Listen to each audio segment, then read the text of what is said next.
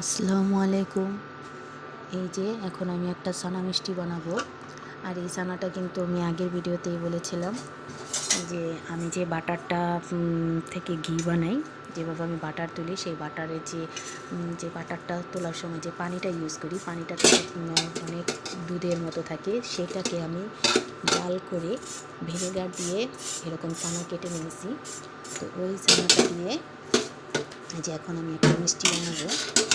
এটা সম্পূর্ণ আমার নিজস্ব একটা রেসিপি।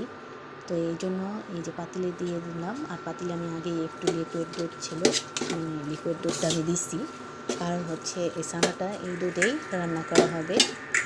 আর এই জন্য এই দুধটা আমি এটাতে দিয়ে দিচ্ছি। আর এরপর আমি এখানে মিষ্টির জন্য কিছুটা ঝোলা গুড় দিছি। এখানে চাইলে চিনিও দেওয়া যায়, কিন্তু আমার কাছে ঝোলা গুড়টা বেশি ভালো লাগে, তার জন্য ঝোলা গুড় দিয়ে নিছি। আর ঝোলা গুড়টা দেখা গেছে এটা আমার হাজবেন্ডের অনেক বেশি ভালো লাগে, যার কারণে খেজুরের ঝোলা গুড়টা দিয়ে নিছি।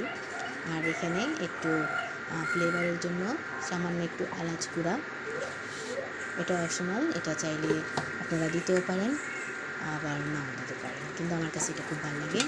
আর মিষ্টির ব্যালেন্সটা করার জন্য সামান্য একটু লবণ, ব্যাস এই তো। এটা দিয়ে এখন এটাকে রান্না করব।